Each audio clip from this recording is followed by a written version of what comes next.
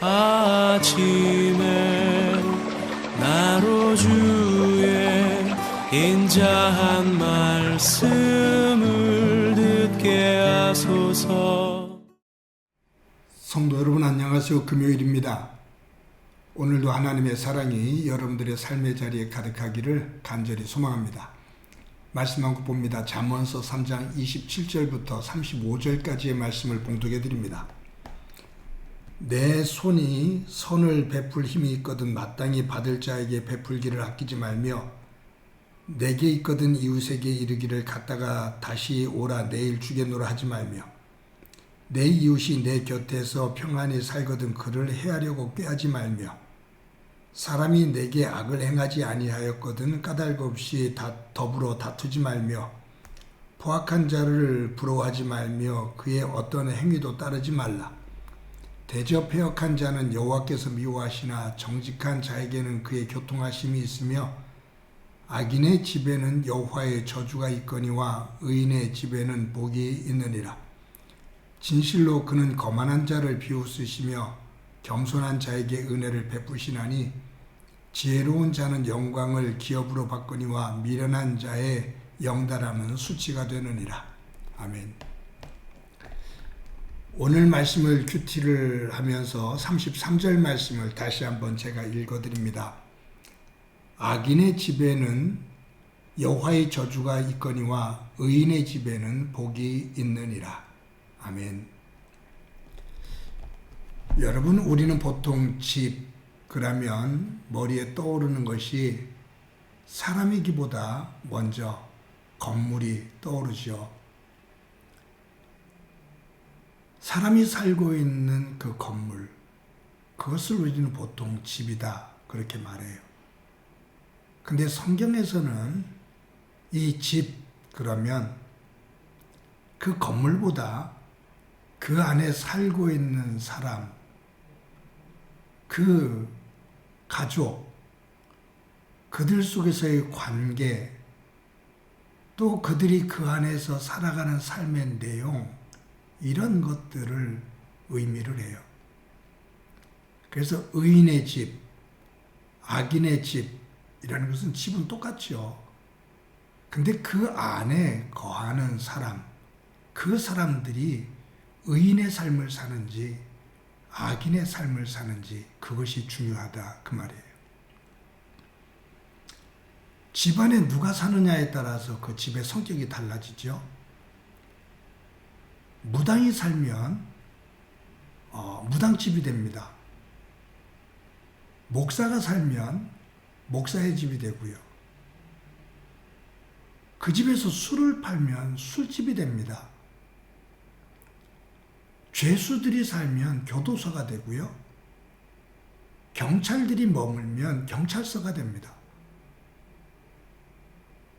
그러니까 건물은 그 안에 살고 있는 사람들에 의해서 그 성격이 달라져요. 만약 무당이 살던 집에 그 무당의 집이 그것이 변해서 거기에 경찰들이 머무는 곳이 된다면 그것이 경찰서가 되는 거죠. 그러니까 집이라는 것은 도구일 뿐이에요. 그 안에 사는 사람에 의해서 그 집이 어떤 집인지 개념이 정리가 되는 거죠. 사실은 교회도 마찬가지예요. 교회, 그러면 우리가 교회당, 예배당, 건물을 생각합니다. 그래서 그 교회 참 좋은 교회야 라고 말을 하거나 그 교회 참 성공한 교회야 라고 말을 할 때 대체적으로 어떤 성격을 보냐 하면 얼마나 큰 건물을 가지고 있는지, 얼마나 많은 사람들이 모이는지 그것을 중심으로 해서 교회가 성공했다, 실패했다 그런 표현들을 하죠. 세상 사람들이 가지고 있는 물량주의적인 숫자를 중심으로 한 성공의 개념이에요. 성경에서 말씀하는 교회는 사람입니다. 그것이 집이 됐든 어디가 됐든 하나님을 믿는 사람들의 모임, 하나님을 믿는 사람들의 모임이 교회예요. 사람들이 하나님을 믿는 사람들이 모였다고 해서 다 좋은 교회는 아니죠. 그 사람들이 모여서 매일 싸우고 다투고 그리고 거기서 서로 못된 짓들을 하고 그럼 그건 좋은 교회가 될 수가 없죠. 숫자가 작더라도 또 숫자가 많더라도 그 속에서 정말 되어지는 일들이 하나님께서 기뻐하시고 또 많은 어려운 이웃들에게 무언가를 나누며 세상에서 빛과 소금의 역할을 감당하는 교회가 된다면 그 교회는 정말로 좋은 교회가 되는 거죠. 여러분 여기에서 오늘 본문에서 아까 제가 33절 말씀을 읽어드렸잖아요. 여기에 악인의 집, 의인의 집이 나옵니다. 악인이 거하는 집, 의인이 거하는 집. 이 집은 악인이 거하다가 악인이 나가서 여기에 의인이 거하면 의인이 거하는 집이 되는 거예요. 다시 한번 집 자체가 무언가를 만드는 게 아니에요. 그 안에 있는 사는 사람, 그 사람이 어떤 마음을 가지고 어떤 내용으로 살아가느냐에 따라 달라지니까요. 근데 이 의인의 집, 악인의 집을 구분할 때 악인의 집의 내용을 보면 31절에 보면 포악한 자, 32절에 보면 패역한 자, 34절에 보면 거만한 자, 35절에 보면 미련한 자, 이런 사람들이 거하는 집이에요. 이런 사람들이 말하고 이런 사람들이 행동하고 이런 사람들이 악을 도모하는 그 집이 악인의 집이에요. 그러니까 이 악인의 성격은 포악하고 패역하고 거만하고 미련한 이런 사람들이 모인 것, 이런 사람들의 속성, 이것은 하나님의 속성이 아닌 사탄의 속성이죠. 그래서 하나님이 이런 사람을 저주하십니다. 그런데 의인의 집에 나와요. 그러면 의인의 집, 이 의인이라는 이들은 어떤 이들일까? 32절에 보면 정직한 자, 34절에 보면 겸손한 자, 35절에 보면 지혜로운 자, 이렇게 표현되어 있어요. 그러니까 여기에 의인이라는 것은 바로 하나님 안에서 말씀 안에서 정직하고 겸손하게 살고 그 말씀을 따라서 지혜롭게 살아가는 이들, 그 삶의 내용이 하나님 기뻐하시는 열매를 맺으며 사는 사람들이죠. 하나님 중심의 그런 집입니다. 이들에게 하나님께서 축복하셔요. 그런데 여기에 악인, 포악하고 패역하고 거만하고 미련한 의인, 정직하고 겸손하고 지혜로운 이 삶이 어떻게 드러나냐 하면 구체적으로 드러나는 것이 보면 37절, 38절, 39절, 40절 이런 것들을 이렇게 보면 뭐냐 하면 네가 만약 누군가가 너에게 도움을 요청하면 너 그 도움을 요청하는 이에게 선을 베풀어. 어려운 이웃이 있으면 조금이라도 나눠줘.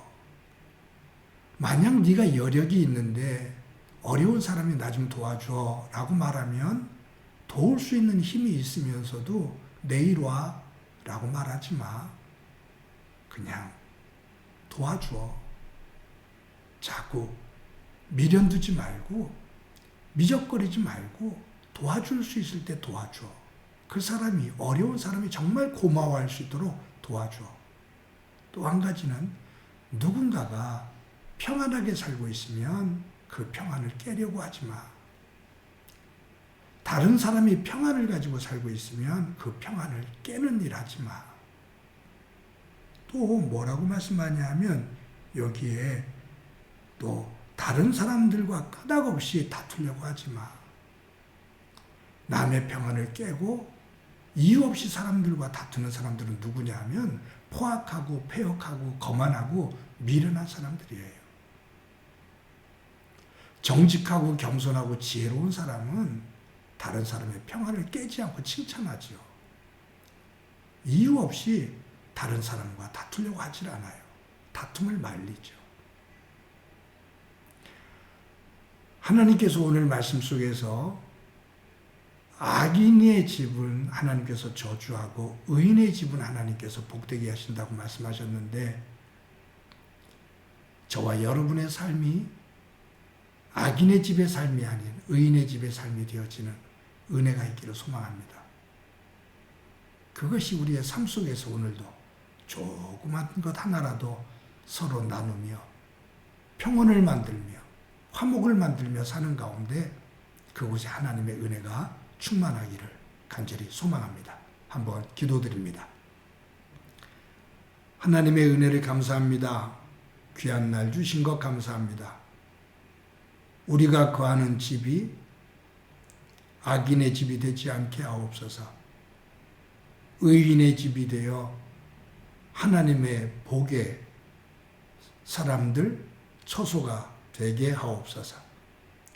누군가에게 무언가라도 나누어 줄 수 있는 여건이 된다면 기꺼이 나누게 하시고, 다른 사람의 평안을 칭찬하며 화목을 만들어가는 저희들 되게 하옵소서. 오늘도 하나님 안에서 악인의 길이 아닌 의인의 길을 걸어 주께 영광 되게 하옵소서. 예수님의 이름으로 기도드립니다. 아멘.